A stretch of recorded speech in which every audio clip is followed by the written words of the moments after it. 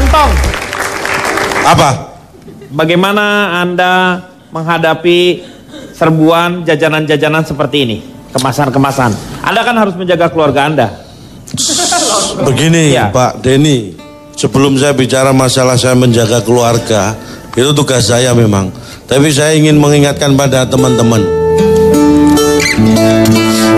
Apa yang mau diingetin?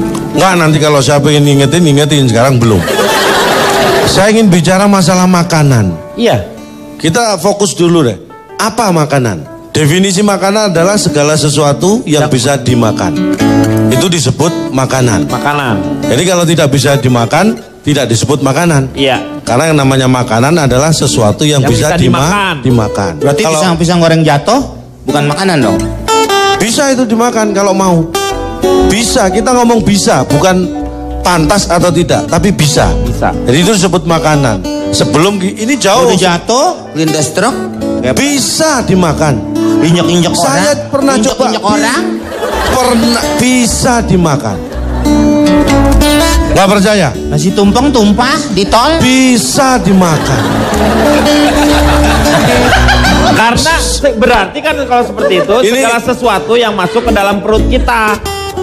Nah ini beda. Bedanya Masuk ke dalam perut itu tidak selalu dimakan. Diminum juga bisa. Bisa. Itu bukan makanan tapi minuman. Minuman adalah segala sesuatu yang bisa diminum. Kalau tidak bisa diminum bukan disebut Minuman. Iya. Cendol minuman bukan?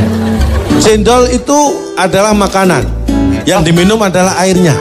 Kenapa orang? Ayo minum cendol. Tawarin gitu. Salah. Es cendol. Esnya itu kalau sudah cair diminum. Es kalau belum cair tidak bisa diminum, tapi Dimakan. di mana?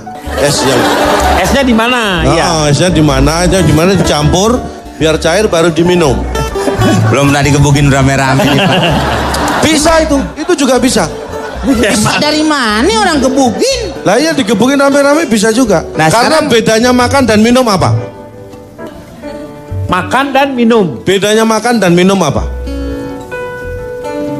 Ini yang ingin saya tanyakan pada Anda tadi. Saya yakin Anda bingung menjawab, makanya saya tidak tega sebenarnya. Bedanya Anda makan. mancing-mancing. Kalau lapar saya makan, kalau haus saya minum. Inilah orang yang tidak beriman. Karena itu tidak berlaku pada saat puasa. Kalau puasa Anda lapar terus makan, kalau beda lagi niatnya. makanya jangan asal jawab. Saya tahu, Cak. Interupsi. Nggak, saya nggak tanya pada Anda, saya tanya pada Anda. Ayah lagi ada tamu ya. Pak. Iya, lanjutkan. Bedanya makan dan minum. Makan adalah memasukkan makanan ke dalam tubuh. Minum memasukkan minuman ke dalam tubuh. Iya. Apa yang dimaksud makanan tadi sudah saya jelaskan. Apa yang dimaksud minuman sudah saya jelaskan. Iya. Itu baru dasar. Belum beranjak pada mana yang sehat atau tidak. Jauh, masih jauh. Ini masih jauh, belum ke situ. Berapa hari lagi kira-kira? Lama kan nih? Anda jangan mengidentikan jauh dengan lama. Tidak ada korelasinya sebenarnya. Wah itu jadi Jauh tidak selalu lama dan dekat tidak selalu cepat. Nah, contohnya? Banyak. Saking banyaknya saya kira nggak perlu disebutkan. Saya lanjutkan boleh? boleh. Kalau saya tidak mau? Hah? Anda kan yang nawarin, Anda mau lanjutkan, terserah. Oke, tadi paham ya, makanan, minuman paham. Sekarang kita beranjak kepada apakah makanan sehat? Sebenarnya menentukan makanan sehat atau tidak itu sebelum ke sana.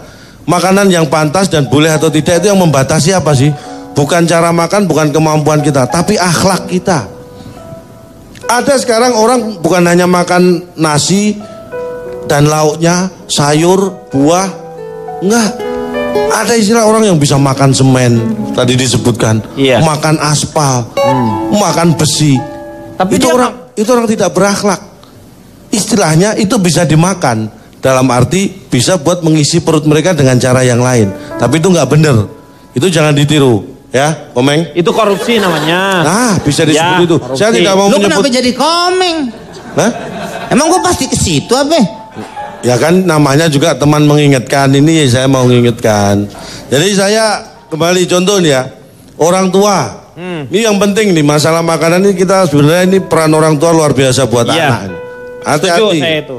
Ini harus kita perhatikan makanan anak. Karena yang mengajari anak makan itu pertama kali adalah orang tua.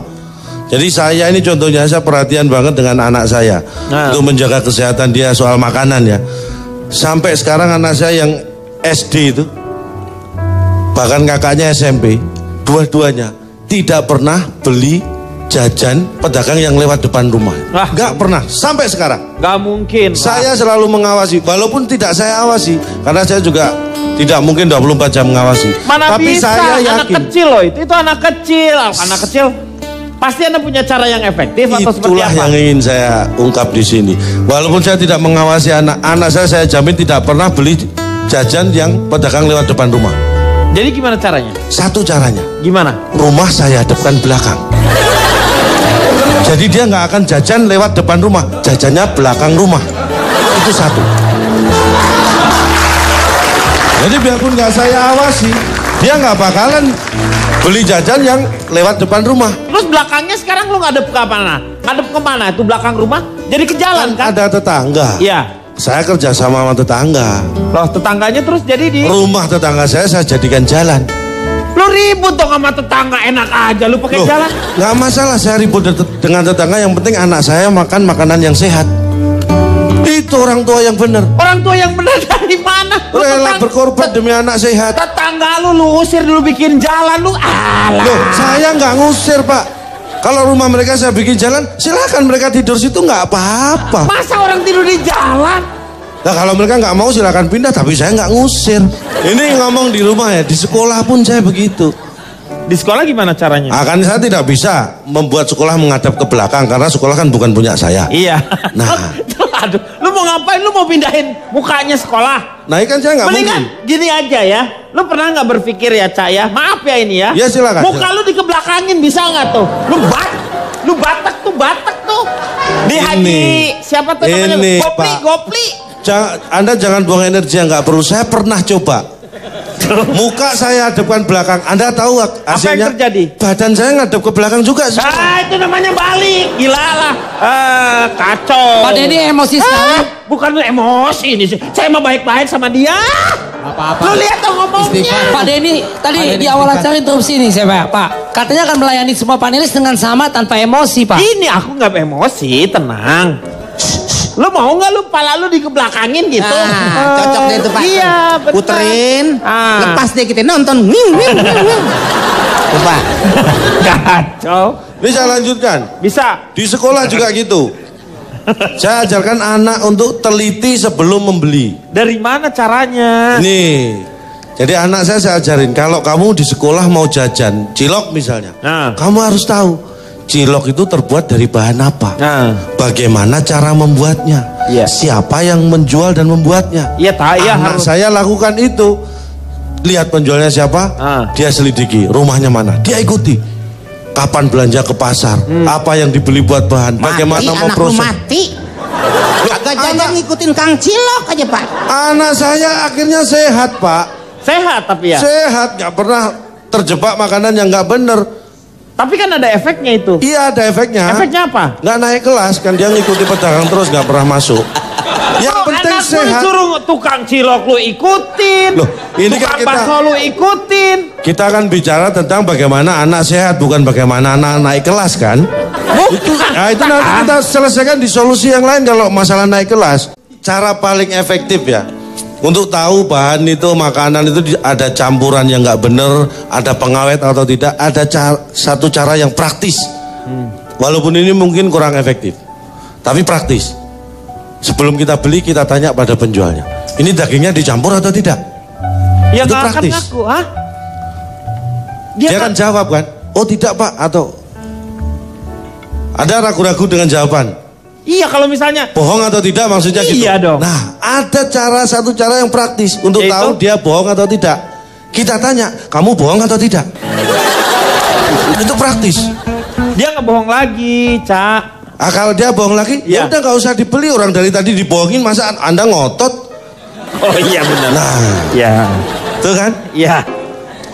Ini saya melakukan survei sedikit. Ini kena virus konyol gua nih. Nggak apa-apa, rasakan saja. Rasakan gimana sih? Jadi begini, saya survei 100 penjual jajan gorengan. Jadi ternyata dari 100 penjual jajan gorengan tidak ada satupun yang jajan rebusan. Namanya juga gorengan, masa pakai rebusan? Ya makanya saya ingatkan supaya Anda tidak keliru seperti saya. Tinggal aja yuk, kita tinggal. Lu sakit hati kayaknya ada perasaan. Ini bukan sakit hati, Enggak, sakit ini jiwa. bisa-bisa saya tinggal loh ini. Loh, kamu yang ditinggal. Lah ya sebelum itu terjadi. Jadi Buahnya emang lu yang diperluin. Pakai lu mau ninggal gitu. iya. Oh iya. Jadi dari 100 penjual jajan gorengan itu Ya. semua menjawab iya. Dan Menjawab tidak apa semua iya? menjawab tidak. Pertanyaannya apa?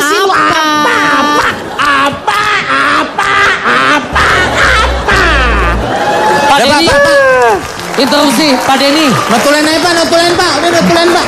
Pak Denny jangan terpancing begitu dong Pak. Dia kan menjelaskan sesungguhnya Pak apa yang terjadi kronologisnya. Lu ngerti nggak? Lu ngerti nggak? Sama aja lo. Interupsi Pak Denny. Ya. Ini mungkin bisa dibantu oleh akademisi. Ini saya duga, coba kita mesti selidiki jajanan dia pas masih kecil. Saya duga orang ini mabok micin nih Pak kayaknya nih Pak. Iya kayaknya nih.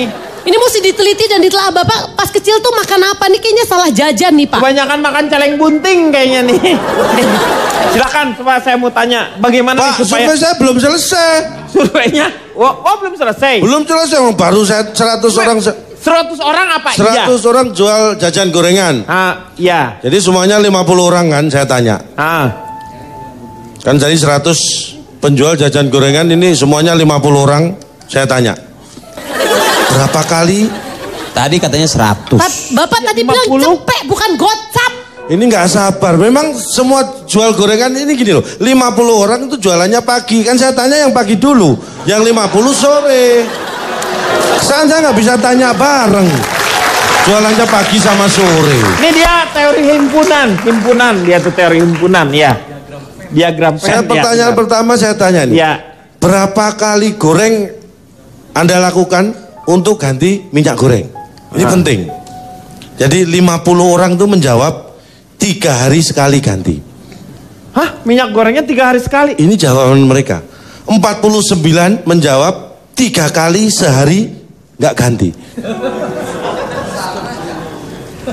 Dan 1 orang sebelum dibuat untuk goreng, minyak gorengnya sudah diganti. Ini ada 1. Ternyata dia jual minyak goreng, bukan jual gorengan. Jadi dagangannya Lu itu ngapain habis, kan lu katanya 50-nya tukang gorengan. Kenapa ada tukang minyak? Apa? Ini, Lu pikir nyamar? Makanya saya survei. Kalau enggak ketahuan ini orang satu ternyata jual minyak goreng. Akhirnya saya coret. Anda bukan jual gorengan, nggak masuk survei. Nyamar mungkin dia pas dibuka Pak Wiranto. Lagi nyamar. Akhirnya ada 99 orang. Karena ternyata yang satu kan bukan jual gorengan tapi jual minyak goreng. Terus saya tanya, Setelah nanya berapa kali lu baru ketahuan itu tukang goreng. Gue bener-bener dah. ya Cuma bener. makanya goblok bener dia nggak tahu orang yang Lu saya yang ngaco. Lu yang ngaco. yang saya survei orang jual gorengan kok dia yang jual minyak goreng kok ikut disurvei, kan berarti dia nggak ngerti. Lu yang surveinya nih gini ya. Nih ini sampaikan yang baik-baik kepada kami. Itu maksudnya yang tukang gorengan. Lu gak usah ceritain ke kita. Itu udah nasib lu aja gitu. Kenapa diceritain ke kita? Ya. Oke enggak? Oke sih. Ya. Ya, lanjut. Terus akhirnya tinggal 99 saya tanya alasannya kenapa ganti, ya kan? 64 menjawab karena kotor, 35 menjawab karena basah. Karena saya tanya kenapa ganti baju ini bukan ganti minyak goreng. Terus masalah ganti minyak goreng, bagaimana hasilnya setelah Anda? Udah dong Pak. Bapak masih nanya. Belum sih Pak. Nih kasihan Pak. Gitaris saya lihat. Gitaris ini mata belok sampai sipit begini. Gara-gara calotong ini. Kenapa sih Meng? Orang dia penjelasannya pakai ya Allah ya Allah. Begini amat. Intinya sebenarnya makanan sehat tuh apa sih, Cak? Makanan sehat adalah makanan yang dibuat dari bahan yang sehat, diproses dengan cara yang benar dan sehat, disajikan dengan cara benar dan sehat, dan sampai dikonsumsi masih tetap dalam keadaan baik dan sehat. Iya, itu sebenarnya harapannya. Tapi bayangkan nggak kalau misalnya orang hidup selalu steril, tidak menerima yang namanya, jadi tubuhnya sendiri tidak terlatih. Orang kampung dengan orang yang kaya yang diproteksi dari awal, mereka anak kampung tuh buka baju dia berenang kemana-mana hujan-hujanan. Setelah besar ternyata yang anak orang kaya itu lebih mudah kena penyakit dibanding dengan si anak kampung. Itu betul, tapi Anda salah memahami kata-kata saya. Anak kampung buka baju dan sebagainya itu bukan berarti tidak sehat loh. Saya tidak ngomong bersih dalam arti steril dari apapun, bukan. Ini ngomong sehat. Contohnya anak saya, ini saya ceritakan anak saya yang... udah. Nggak usah contoh. Contohnya Michael Jackson, Pak. Michael Jackson. Kamu bawa mandi pakai yang namanya. Udah meninggal duluan, Pak ya. Iya. Kita yang biasa makan sampah berdua sehat-sehat aja.